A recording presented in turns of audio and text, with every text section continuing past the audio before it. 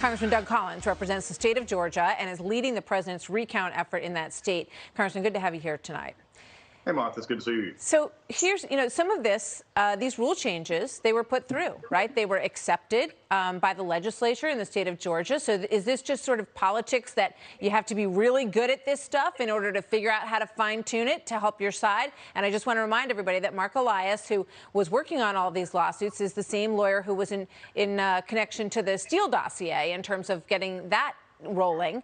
And he's been hard at work on this project. But is there anything illegal about what he did? Well, let's count. If we want to talk about the Steele dossier, that's a whole different issue that we can talk about. No, we don't want to get into that tonight. I'm just reminding people why they know that name. That's all. I understand, Martha. Well, look, let's be honest. This didn't go through the legislature, number one. This consent decree was signed by the Secretary of State, did not go through the legislature. It was based on lawsuits from Stacey Abrams, the Democratic Party of Georgia, that did, in our opinion, weaken the standard in which signatures or verification is made on absentee ballot. Now, remember, in Georgia, if you vote on day of or early in-person voting, you have to actually show a physical valid photo ID. But with these signature ballots, you do not. And in the way the consent decree now is worded, that was signed in March of this year, is that they can compare it to any signature. So in essence, there were some places that did not go back to the registered voter card. It went back to just comparing it to the application for the for the absentee ballot with the ballot itself, which opens itself up for fraud. But also, you made up something with Mark and them coming down here in Georgia and this issue with Stacey Abrams. Let me just be real clear. There is not voter suppression. The only voter suppression is coming from Stacey Abrams complaining about a system in which she got beat. Let me let you get on this. From 2014 to 2020 to 2018, the issue of minority participation in the voting in Georgia has doubled. We've had 10 to 12 to 15% increases, as high as 20% increases in African American and Hispanic male and female voting. So the only issue of voter suppression here is in the Democratic Party suppressing the vote and then trying to make work the system to where they can have signatures not as checked. The issue is very plain. You don't go from 3% rejection rate to less than 0.03% in an election in which you had a substantial amount of absentee ballots over what you had in 2018. It's just wrong. Yeah, I mean, we made that point, that the turnout was actually higher in Stacey Abrams' election, even though she claimed that there was voter suppression in that election. So I guess, the question becomes, when you look at the variance there, so the ballots that were able to get through, and we know in some cases, and you tell me if this was the case in Georgia, did they change the sensitivity level on what a match is on a signature so that, some of these machines, you can turn it up or turn it down, I guess, to some extent in terms of how close, what percentage close that signature needs to be? Now, if they use it, that would change the voter match here, and especially in the counties that we deal with, is actually physically looking at the ballots themselves. So, I mean, this is an issue of supposed to be checking when they actually are not. And I think that's become the issue that we're trying to deal with the Secretary of State, who refuses to see that there are problems. You made a mention earlier, and I want to go back to this. You talked about fraud being found, ballots being found. If we had not asked for this recount down here in Georgia, this hand recount, Martha, you realize that there would have been over 3,000 votes for the president, about 8,000 to 10,000 votes in total that were never counted down here. That 2 weeks after the fact, in the last 48 hours, they found these ballots that were never counted. This is the problem we're finding in Georgia, is in addition to these procedural issues, in addition to things being brought forward, we're actually finding places that were not even counted. And then on top of that, talking about the procedural issue of the Secretary of State, we're finding out that the local election boards, talking about the scanning machines for the votes themselves, they were never given instructions on what to set those machines to look for extraneous marks, overvotes, undervotes, preferred writing candidates or non-writing candidates. They never got instructions from the Secretary of State on what to set it at. So you had 159 counties left to their own decision on how to actually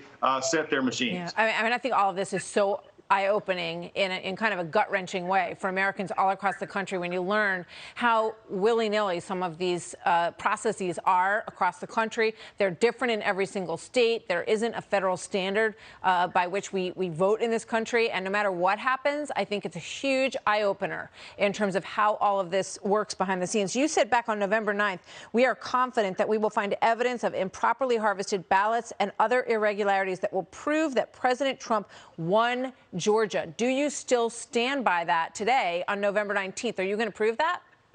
I stand by the fact that we have found votes the president didn't get. We're still looking for those votes. They're finishing it up here in Georgia. But what we have found is what you just talked about. We have found issues that we can't get into as far as the absentee ballot signature issues, the issues of asking the Secretary of State to open this up so we would know exactly where these ballots came from. As we continue this process, there should be enough interest here in Georgia and across the country to say what actually happened. And I can't feel confident knowing that the processes were followed in Georgia, knowing that we've just found all these ballots that were never counted, and then still trying to work to get through the issues of match and verification that we have not had an answer to. So I think a lot of people across this country are tired of being told that they're not allowed to ask questions about how all of this worked and being shut down. We see, Twitter and Facebook canceling people for bringing up this issue and wanting to know more about it. This is an interesting exchange between Jack Dorsey at Twitter and Senator Cruz. Watch this. Mr. Dorsey, would the following statement violate Twitter's policies? Quote, absentee ballots remain the largest source of potential voter fraud. We would label it so that people can have more context. You would label them because you've taken the political position right now that voter fraud doesn't exist. I would note both of those quotes come from the Carter-Baker Commission on Federal Election Reform. That is Democratic President Jimmy Carter and former Secretary of State James Baker. What do you say to that? Well, as one who's regularly has been censored by Twitter, it doesn't surprise me. Look, we've seen this coming up to it. We've seen them trying to move the election. Everything that remotely resembles a question, a legitimate question about this election is being tagged with some kind of a statement at the bottom. Look, they don't like the president. They never liked the president. They did not want him reelected. We had proof of that from Google and Facebook and others all throughout this that we've been trying to expose that most media never would touch. And so it doesn't surprise me that they're going to try and spin a narrative that everything was fine. It's just like the Secretary of State in Georgia. Everything was fine, we were told, until all of a sudden we started finding ballots, and then there becomes a problem. So we've got to continue this fight. Martha, you've been asking the right questions. We just got to continue to make sure that this is open and transparent so that Americans can have trust in their voting system. Because down here in Georgia, we've got another election on January 5th. Yeah, that's what I want to ask you about. So what's going to change between now and then in these rules, and how can both sides make sure that there isn't any indiscrepancies or irregularities here? Well, my hope is that by shining the light on this, sunlight's a great disinfectant, and what we got to have is put pressure on these counties to make sure that they're actually taking the proper precautions with their absentee ballots. There's other issues that we have to have, but we've also, frankly, we've got to have people turn out. They've got to actually be a part of this process, and our Secretary of State has got to give clear instructions to these counties on how they are to count the votes, how they're to set their machines so that people can trust that their vote is being counted. And you got to make sure you've got observers on both sides who can report back to their side. I watched everything. This is the way it went down. What about President Trump in Georgia?